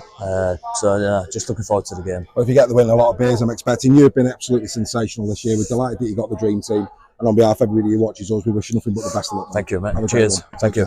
Well, Mikey, first and foremost, how good was it to get over the line at the weekend over what was let's be fair, a very competitive Saints? Yeah, they come out to our ground to come and play and try and get back to the ground they've won plenty of trophies on, and you know, we come with the right mindset, you know, to get that job done on Saturday, and it felt really good, and felt like we was back to where we have been the last 6 months. So yeah, it was enjoyable, and happy to be back. Yeah, I mean, obviously you got a try, got a couple of assists in the game. Happy with your own game on the day? Yeah, I think so. I feel like, you know, a couple of areas I wanted to be better on, but you know, why couldn't it be on the biggest stage of this week to do the things right, and to make sure I'm fully ready for this game. I mean, we spoke at the Dream Team. It seemed to us, especially in the first half, they targeted you from an attacking sense, your defence. Did you feel that on the field? You seemed to get a lot of runs coming at you early doors? Yeah, 100%. You know, I'm a small body. So, you know, teams are going to have plans to come and run at me and Tyrone and other halfbacks in the league. It's just part and parcel of it. It's about just making them tackles, and yeah. I mean, we talked, didn't we, about, I mean, I spoke to Willie Peet at the Dream Team about you maturing as a player. And, you know, when you come under that amount of pressure, it's fair to say you stood up to it well, you kept your cool, and you did your business at the right end of the field, didn't you? Yeah, 100%. I just want to make sure my defence is, first and foremost, is on, because, you know, the tackle come on the back of that, and we're a defensive focused team, as we've been proven this year, and yeah, and it's about that on Saturday. Saturday now we want to be defend better than Wigan, and you know, hopefully score a few tries. So yeah, it's going to take a lot of hard work, a lot of concentration, but you know, we're fully prepared. We've played enough games now to know what's at stake. It's easier said than done. I mean, obviously your defence has been superb all season, hasn't it? But as you found out last year, in a grand final. Concentration is key, isn't it, really? You've got the defensive acumen in terms of what you've produced this season.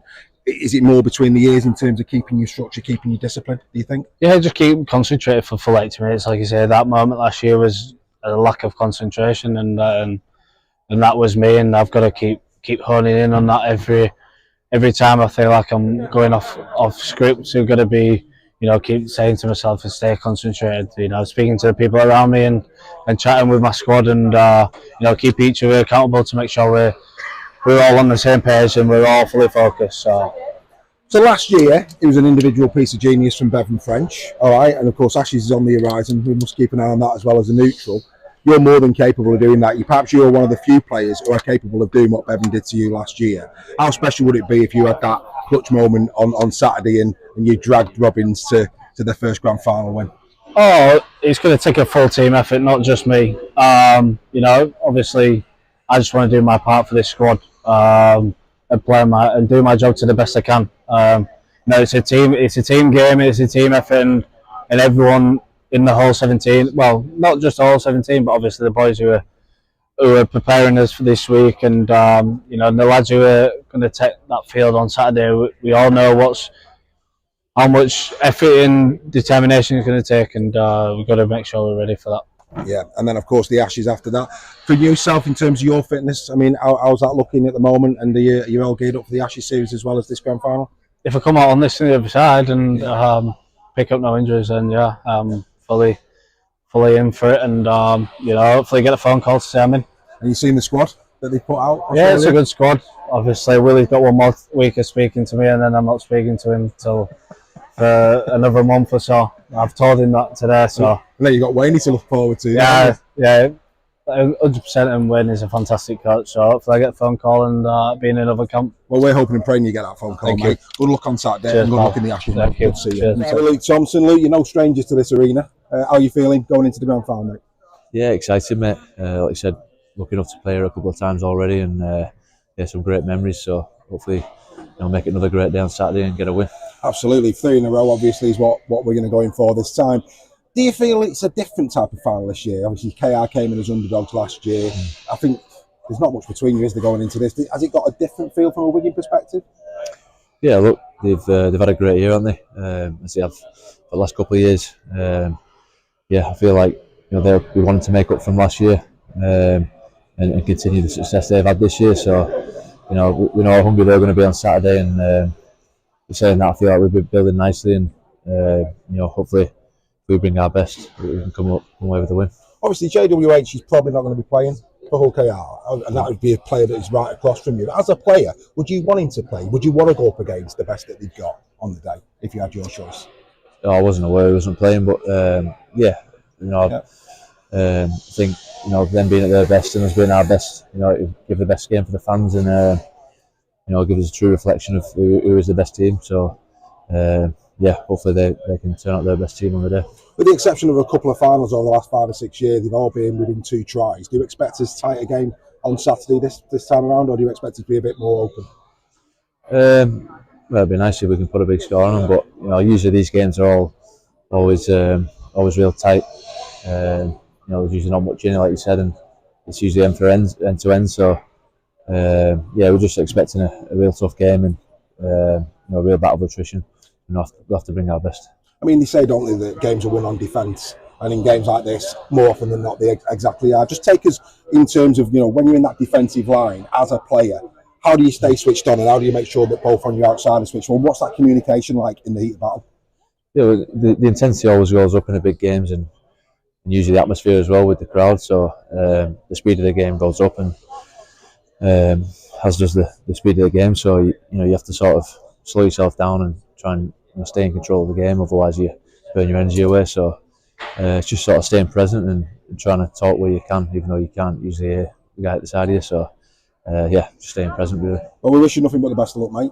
Go well. Thanks, mate. Appreciate it. Thanks very much indeed. Now with Elliot Minchella, captain of Hull KR. Picked up some silverware this year. 1 to go. How would it feel to pick up the big one? Yeah, look, it'd feel amazing. Something that we spoke about as a club, and it's one of our aims is to win the competition. So yeah, it'd feel great, but we understand the hurdle in front of us, the opposition. Massive respects for them. For me, I think it's the best two teams in the comp all year, and it's great that we're meeting in a final. I think it's fitting. It's right that the competition is going to be decided by the best two teams consistently for the year. Should be a great game, and really looking forward to it. Well, as a neutral, absolutely, we're hoping for the very best. I mean, in terms of the challenge, though, Wigan have been coming strong at the back end of the season. It's fair to say, to knock them off their perch, you're going to have to beat your best.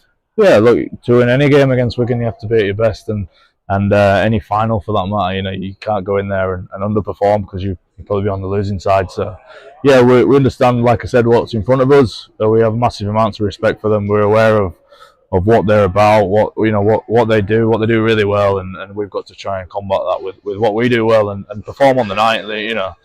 You can sit here and talk and say what we've got to do and do this and do that, but it's actions. You can sit and go on forever about talking. But it's about who does it, who performs, who puts the money where the mouth is really on the field, and they're the team that'll win the game. As the captain of the club, in those tense moments, your players are going to be looking at you to set an example. How does that make you feel, on the field of play? Do you feel that way, that your teammates are looking at you to calm them down at key moments and to set the example? I guess so, yeah. It's part of the job, but we've got a great leadership group on the field as well. It's not just me, so it's not just down to one man. We're a group, we're a team. In any team sport, you rely on each other. You get each other through the bad moments. Stick together. You might be encouragement. It might be a bit of a spraying at times, but it's whatever it takes to win, and that's directed at me as well. That happens to me. I'm on the end of them. Like I said, we're a team. No one's above anybody, and no one's below anyone. We're all equal. So that's what team is. It's not about one person. Wigan are used to this, winning. By all accounts, security are hoping for a Wigan win, because if you win, they'll be bringing the tents and they'll be staying here and they'll be turning the lights off, won't they? I mean, it'd be unbelievable, wouldn't it, for your supporters? What a season. Could you have imagined a treble at the start of the campaign? If that's how it turns out? Probably not. I'm not too sure about the start of the campaign, but when I joined the club 6 years ago, no way. My first year we finished bottom of the league. So if you'd have told me then 5 years later we'd be stood here talking to you about that, then I wouldn't have believed you, to be honest. But no, it's something we've been driving towards, want to achieve. I want to win trophies, and it starts from the very top of the club, from the owners, the board, coaching staff, and then the players, and then obviously the supporters, like you touched on there. What that would mean to them would be unbelievable, and that's not lost on us. It motivates us. That's why we do what we do, and we're hoping to give them a very special moment. But we've got to worry about the process of that, and not what it looks like. It's how do you get there. Yeah, I mean, and you've talked there about the infrastructure in KR. You're a special group. You're the ones who started this new era for what. So you'll go down in legend, won't you, going forward? How do you see KR in the next 10 years? Do you think that even after you finish playing, do you expect now KR to become a real top table team for the foreseeable? I think so. I'd like to think so. I think the club are aiming for that. It's not a short term thing. The infrastructure that you touched on. It's changing the stadium. There's a training ground getting built. It's not just pump money in and try and get instant success. This has been building over time, and then obviously, like I said, infrastructure that's getting changed. There's so much change within the club, and that should set us up for the long term. And yeah, I'd like to think that that's the outcome. Easier said than done, because there's a lot more other clubs doing the same thing. So yeah, we're doing our bit, and I'm really pleased to be involved in it. Really proud. And yeah, long may it continue. I want to bring it finally back to yourself. I mean, it's fair to say, and there'll be young kids watching, your career's had up and downs, and it has had up and downs, and you've persevered and you've grounded through it, and now you're here playing for KR, lifting silverware. It's a lesson to any young child, isn't it? That your career, if you're going to have a career in rugby league, you're going to have ups, you're going to have downs, but to persevere, good times can come, can't they? Yeah, I think it's about look, everybody gets setbacks within life, within sport, but it's what you do next. It's what's your response. What do you do about it? You can sit and feel sorry for yourself, or you go out and make a change and do something and be proactive. And I guess that's something I did. I just had a positive attitude, tried to, not all the time. Things did get pretty tough at times, but on the main, just try and be positive, work hard. That's no secret to success. Nope. In anything in life, any business, any walk of life, you've got to work hard. No one's going to give you handouts.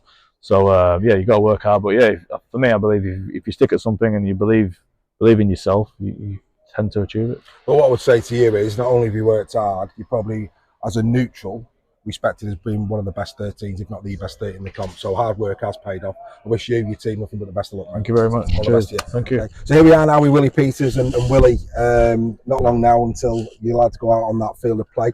Last year, of course, runners up. Will that help, do you think, going into this game? The fact that you've been there, tasted it, and second time around, give you a bit of confidence going on the pitch? Yeah, I mean, it helps.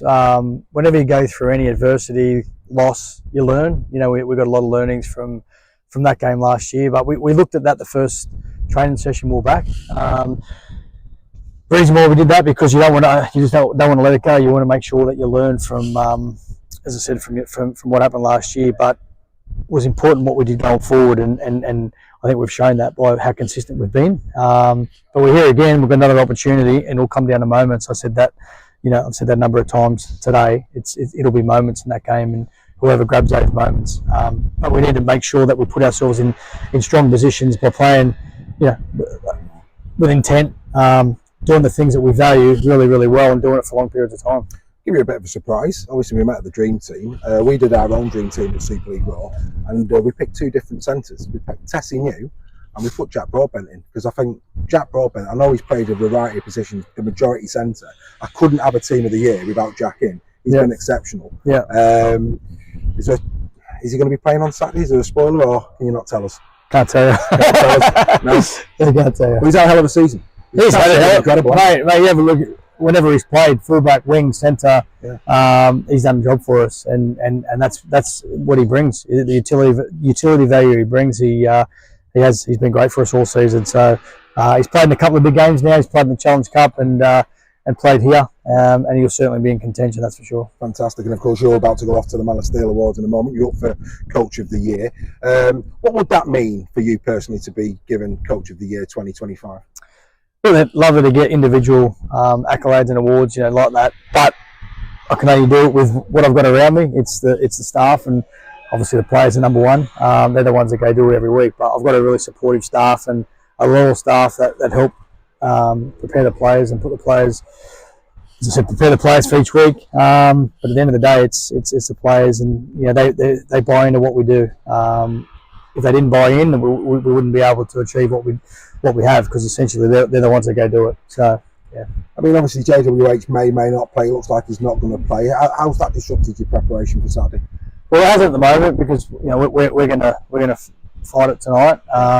We're going on as if he's playing at the moment until we hear different, and then we'll worry about it then. But at the moment, in our eyes, he's we're preparing him to play, and then obviously if we're not successful, then we need to look at that after that.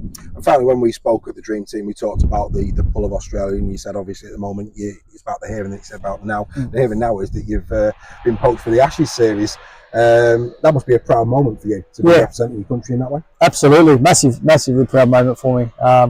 Obviously, the end of next week when I'll look at that, but yeah, certainly really looking forward to supporting Kevy Walters and being part of the Kangaroos, which is, as a kid I was always following Ashes games back when I was a kid, and England versus Australia are always good games, and especially I'm glad it's over here, because the Australian players and staff that haven't been over here to experience it will really have a memorable experience. You'll never forget, obviously playing in front of crowds at Wembley, and obviously Headingley's the last game, and then Everton's the second game. So they'll be experiences that people will remember for the rest of their lives.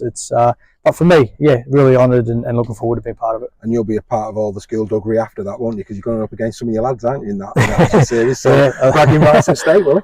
No, Jez is losing my number, he said, for a month, so I'll have to try and work out how I get to him. Happy days. Look, best of luck on Saturday. Thanks for your time. Thanks, mate. So here we are with Matt Peet, Wigan Warriors head coach. And Matt, getting to know you a little bit now, I'm going to bet that your happiest time is about to happen, where the talking stops and we can get to the game. Yeah, this is one of the most enjoyable weeks of the season. Much of the stresses of being a head coach in Super League is trying to plan for the long term, pick the right team, manage training, avoid injuries, avoid suspensions. But there's nothing more to worry about now other than one game, and I know we're in good shape for that. I know we've prepared well, and I know that it's two teams who will be in the right mood for a game Saturday night. And the toughest part of your job is letting the people know that aren't playing on Saturday, isn't it? That's always going to be a difficult decision. Yeah. I mean, that bit's done this week, and that's always difficult week to week. So I don't think that's too much different this week. And try and get it done the right way, in the right manner, and keep lads motivated, because you want them to train well, and also you never know what can happen in the prep. A couple of motivations for you. I've heard you talk a couple of times now. It's a salary cap sport. You're losing players you don't want to lose. How important is it for you as head coach that you send them away from the Wigan Warriors with this trophy? Yeah, for me as head coach and for the team as well. And I think grand finals always have a narrative of both teams. Always wanted to see players off in the right manner. Liam Byrne particularly, Harvey Hill, Jacob Douglas, Christian Wade. Huge parts of what we do. Very popular lads. And they're going to be missed. So this is our chance to make sure not that we enjoy the game and Saturday evening, but they get to move on with some good memories of their experiences. And as a club, you've had a big lift on Sunday with the women's team winning the grand final. I know that you were there. Has that inspired the team? Does that work in the men's dressing room as well? The feeling of success on the women's side? I do think the happiness and the confidence runs through the club when things like your ladies team are winning, your academy's winning, your reserves are winning. It's all positive, not just winning but playing well. And I think that was a special thing about Sunday night, was the event. Quite a lot of the players were there, and I had a meeting with Rads about this week at 4 o'clock, and I couldn't get on the car park, and the fan village was packed, the shop was packed. All the local cafes and pubs were buzzing with people with Wigan Ladies shirts on, with Wigan Ladies names on the back, and banners about the team. That the fans now, the players now are getting recognised as individuals, and I can see why, because they've got some talented players. St Helens really made it a game. I found it a pleasure to watch, to be honest. Absolutely. And then finally coming back to the game. Last year was a moment of genius. Bevan French, they've got players that have equally got that in them. The last 5 or 6 grand finals, there's not been 2 tries in them. There's been a couple that Saints have had, but the most of them have been within 2 scores. Steve McNamara spoke to him earlier in the year, and he said that, the amount of points that they conceded the Catalan Dragons, they would have expected to win the grand finals, and that says how tight they've all been. Do you expect it to be the same on Saturday, or do you think we might see a bit more flair this year of it being a dry track? I expect it to be tight. Yeah. I'd expect it to be tight. Games have been tight all year. If you look at points conceded by most teams, have been down, and there's loads of reasons for that. So yeah, I'm expecting a close game because it's 2 quality teams and both got talent, as you mentioned, but I think we both back our defences as well. So yeah, even if there's more points in the game, I don't think there'll be a big margin. Well, on behalf of myself, thanks for the support you've given to me this year. I look forward to developing that more next year. And on behalf of everybody who watches, go well in the final, mate. You too, mate. Keep up the good work. I'll try my best. Keep it up. Cheers. So you can almost say the time for talking is almost over. There's going to be plenty more, of course, coming out of both clubs between now and kick-off time on Saturday. We hope you've enjoyed the interviews that we put together for you tonight for Weekly. And the build-up will continue throughout the week here on Super League Raw. The captain's run should be a belter. But now let's go back to the team and let's carry on tonight's entertainment. Bye from Old Trafford. So there you go, boys. There you go. An extended one there for you. Obviously, I'll come to Greg and Joel first because my cameraman did a sterling job. How outstanding camera! Incredible work. But Greg, I'll start with you, mate. Unpack that. I mean, yeah, over to you. It's refreshing to hear them talk candidly about what it means to them. I mean, the way you ask the questions, Dave, is that they are honest with you, and they're candid in their opinions of what it means to them. Dean Hadley, I thought, spoke really, really well. Mike Lewis, quite nervous when he was talking to you there. I think he's kind of aware of the pressure that's on him. So, which is a big thing for a young kid like Mikey Lewis. I thought Matty Peet, I thought both coaches spoke really, really well. Matty Peet about the women's game especially, and it was great to see the men's team there supporting the women. So yeah, I thought that they spoke openly, honestly about the game, what it means to them. on a personal level, and that's refreshing to hear. Yeah, Joel, what did you take out of those interviews, mate? A massive stark difference between the two types of interviews that the players and coaches do from each respective teams. You can tell the way they speak that Wigan's been in these finals many times. And these players are very, very experienced in it. And but one thing I do love, and it was about KR's players and coaches, the humility that they show of saying, "Look, we're a big team. No one's higher than anyone else." When Elliot Minchella said that, I thought that was just absolutely wonderful. It just shows that they're all on the same, singing off the same hymn sheet.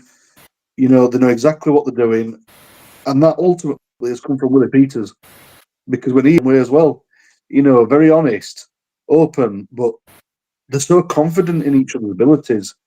But then, Matt Peet, when he says, we both back ourselves on both defence and attack, it shows that this is building up to be a actual grand final, and possibly be a very, very close one where we might get a 1-pointer. Now, we're not going to talk about that too much because I know that'll be coming up. But the reason why I say it is because the teams in the Super League are getting that much better the further down the league they go. Some of us, like us, have a long way to go yet to get to that point. But remember what Elliot said. Years back, they were fighting relegation. So to be asked if they're going to be in a grand final that many years later is almost laughable. But that's, once again, as they mentioned, the hard work they've put into it. And Dave, props to you. What fantastic questions they were. And you were right. You could really see that a lot of them were really at ease with you, which was nice. Mikey's always looks around everywhere, doesn't he? He's a bit of a nervous disposition, possibly. But it is interesting to see just how relaxed a lot of these guys are the week of the grand final. I've been bricking it, that's for sure.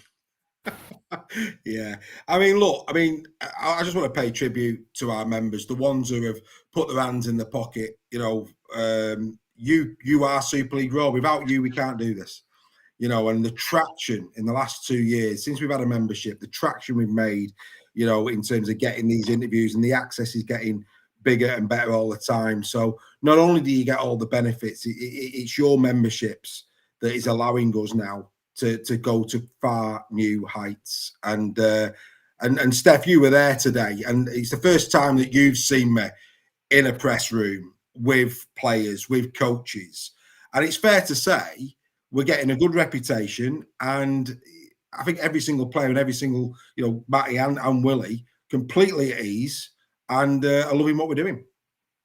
Yeah, and I think first and foremost, I'd like to thank Rugby League Commercial for allowing us to be there today at the media day. It is, it's noticeable when you see some of the other, BBC, Jenna Brooks was there with Sky Sports, etc., etc.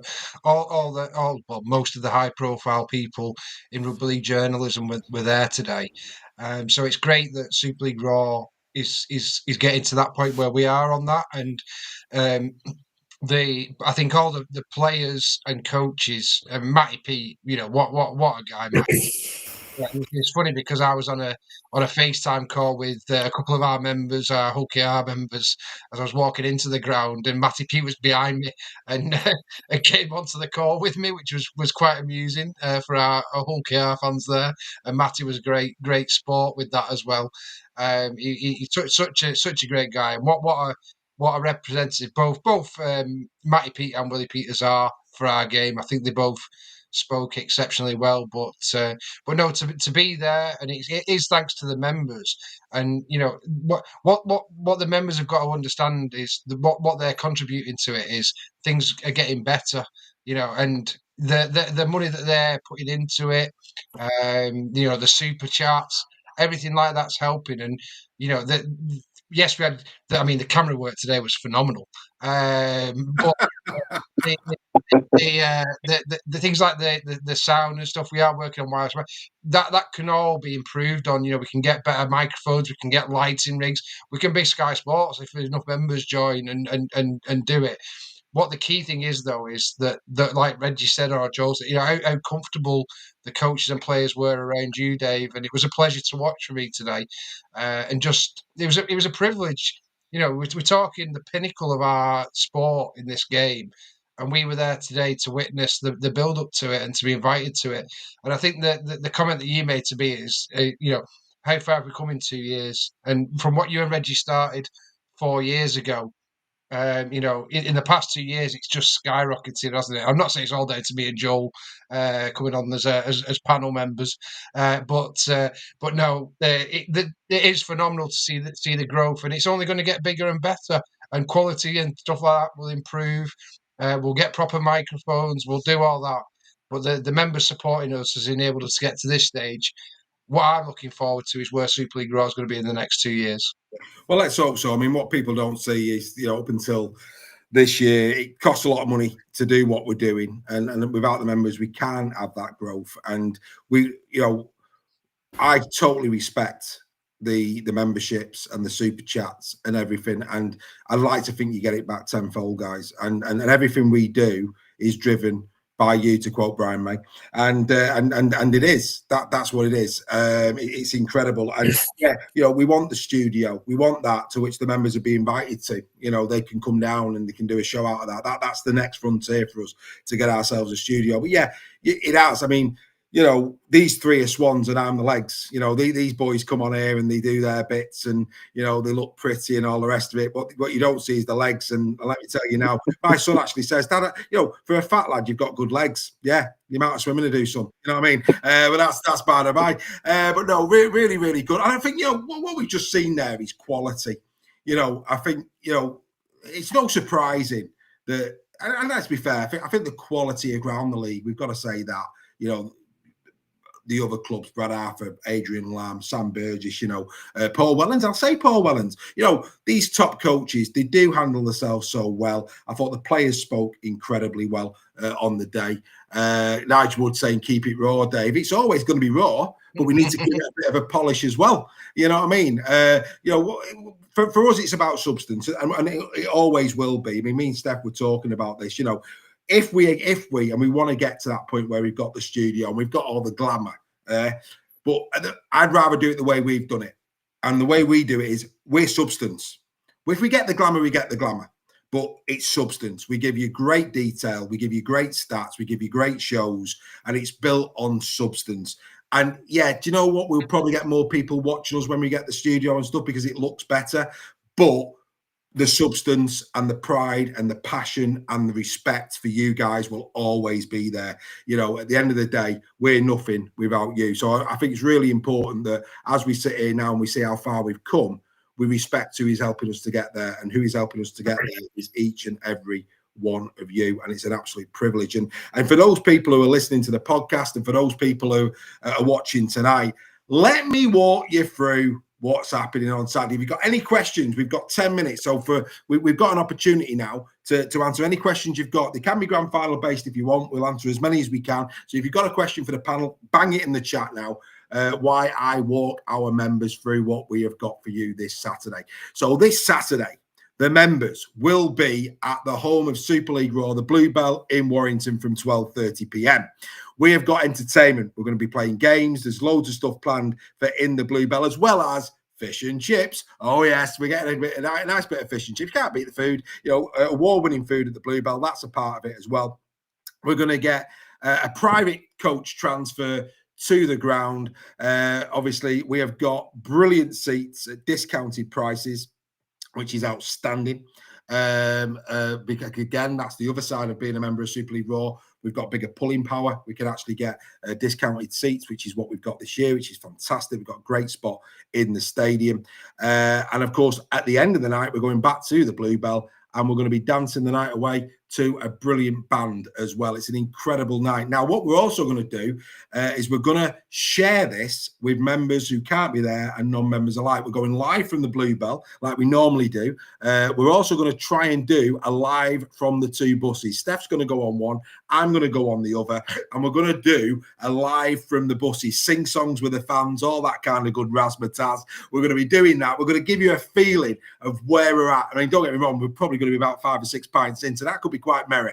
We're going to go down to the ground, and then we're meeting with other Super League Raw members. And if you're not a member of Super League Raw, come to the Alex Ferguson Bridge at 5 o'clock, 5 p.m. We're going to be on the Alex Ferguson Bridge outside, I think it's the North Stand, the biggest stand at Old Trafford, where the Alex Ferguson statue is. On the bridge, on the lead up, we're going to have a big photo up there with the community. We're going to do a live from there as well. We're then going to go and enjoy the game. There'll be lives after the game, and we are also going to post lives from the Blue Belt when we're dancing the night away, and we'll give you a feeling of what Chris and Graham and our friends at the Blue Bell have put on for us. It's going to be a great night, a live band that are going to be doing loads of stuff. And for you Robins fans, whether you win or whether you lose, one of the playlist of the bands is A Little Respect by Erasure. I made sure that was there for you just in case.